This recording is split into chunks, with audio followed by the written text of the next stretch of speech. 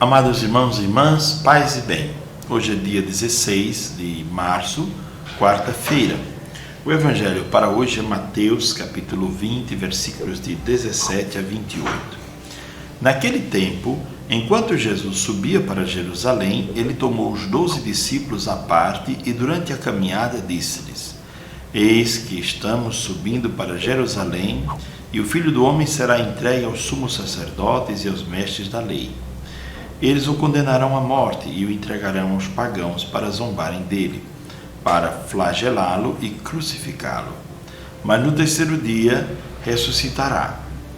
A mãe dos filhos de Zebedeu aproximou-se de Jesus com seus filhos e ajoelhou-se com a intenção de fazer um pedido. Jesus perguntou: O que tu queres? Ela respondeu: Manda que estes meus 2 filhos se sentem no teu reino, um à tua direita e outro à tua esquerda.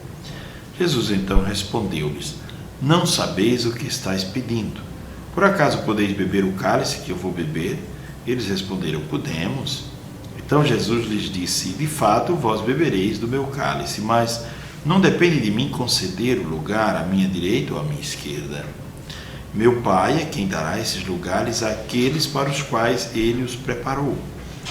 Quando os outros 10 discípulos ouviram isso, ficaram irritados contra os 2 irmãos. Jesus, porém, chamou-os e disse: Vós sabeis que o chefe das nações tem poder sobre elas, e os grandes as oprimem. Entre vós não deverá ser assim. Quem quiser tornar-se grande, torne-se vosso servidor. Quem quiser ser o primeiro, seja o vosso servo. Pois o Filho do Homem não veio para ser servido, mas para servir e dar a sua vida como resgate em favor de muitos. Palavra da salvação, glória a vós, Senhor. Pois bem, Jesus está muito perto de Jerusalém. Está praticamente em Jericó, que fica a poucos minutos de Jerusalém. E Jesus estava subindo, sabendo o que ia lhe acontecer ali.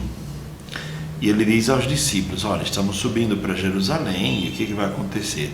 O Filho do Homem vai ser entregue aos sumos sacerdotes e aos mestres da lei, e eles o condenarão à morte. Curioso que serão os sacerdotes, disse Jesus, os mestres da lei, que o condenarão para a morte, para o suplício de cruz. E ele continua dizendo: vão entregá-lo aos pagãos para zombarem dele, flagelá-lo e crucificá-lo.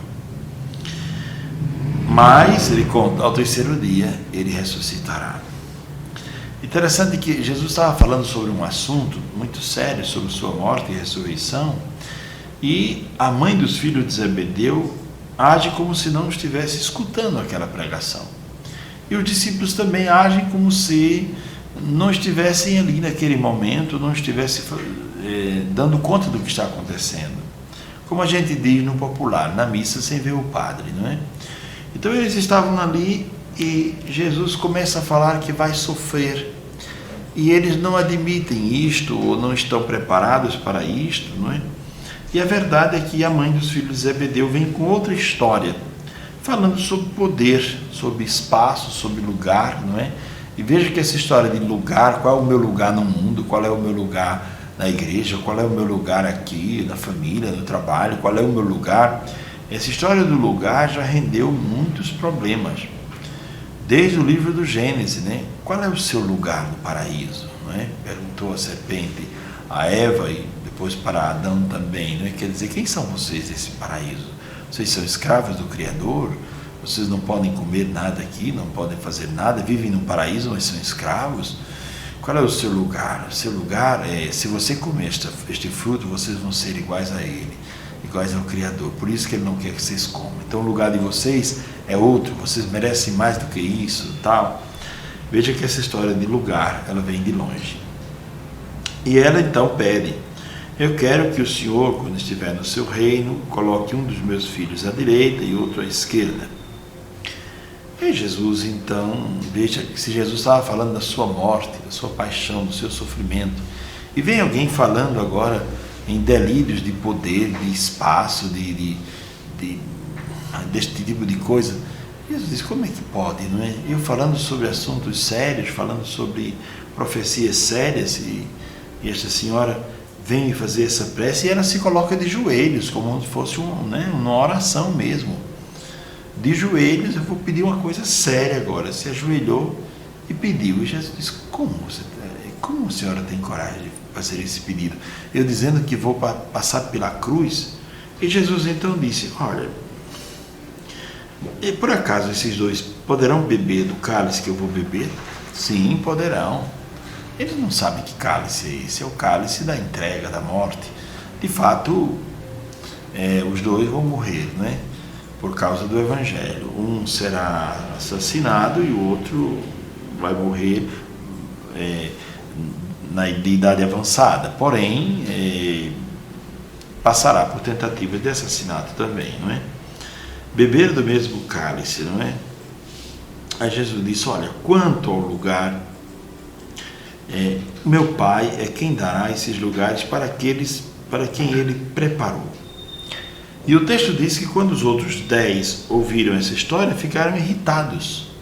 Mas não é que ficaram irritados com a imaturidade desta senhora e dos outros 2. Ficaram irritados porque eles não tiveram a ideia de pedir primeiro. Ou tiveram a ideia e não tiveram a coragem. Mas todos queriam a mesma coisa, queriam o primeiro lugar.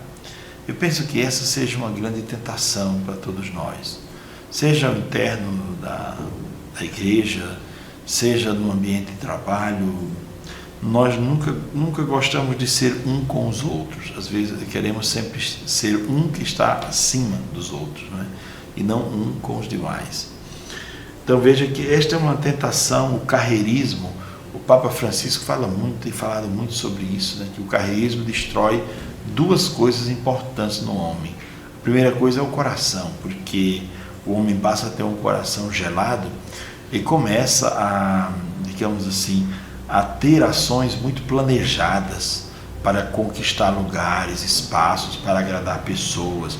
Passa a ter um comportamento artificial, todo planejado, como um comportamento de um ator, para conseguir o que almeja.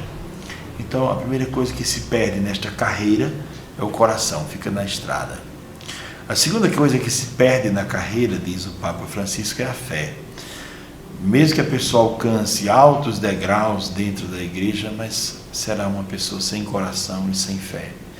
Se digamos assim, este espaço que a pessoa conquistou na igreja, o fez pela santidade, pela busca sincera de Deus, Deus abençoe, palmas, não é? Palmas e louros, não é? Mas se foi um comportamento planejado milimetricamente, artificialmente, planejado e executado, então vai contra o Evangelho, totalmente contra o Evangelho. Diz o texto que eles ficaram irritados porque eles queriam o lugar também, queriam ter lugar de visibilidade, de notoriedade. E aí Jesus diz: olha, vocês sabem que o chefe das nações tem poder sobre as nações, os grandes oprimem as nações. Entre vocês não deverá ser assim. Quem quiser tornar-se grande, torne-se vosso servidor. Quem quiser ser o primeiro, seja o vosso servo. E aqui eu volto aos tempos áureos da igreja, o tempo da patrística, quando nós tínhamos grandes líderes da igreja, gente que compreendia muito bem esse texto. É claro que também hoje há muitos líderes bons, né, que compreendem o Evangelho e colocam em prática este texto. Embora haja muito contra-testemunho também quando se trata destas coisas. E Jesus insiste, não é? Quem quiser ser o primeiro, seja o vosso servo, porque o Filho do Homem não veio para ser servido, mas para servir e dar a sua vida como resgate em favor de muitos. Quer dizer, o Filho do Homem não veio para ocupar o primeiro lugar, ou para ser melhor ou maior do que alguém. Não. Ele veio para dar a vida pelos outros, veio para servir os outros. Este é o resumo da vida cristã. Ser cristão não é buscar no cristianismo uma fonte de poder, de espaço, de notoriedade, mas é buscar ser como Cristo o foi, um servidor de todos.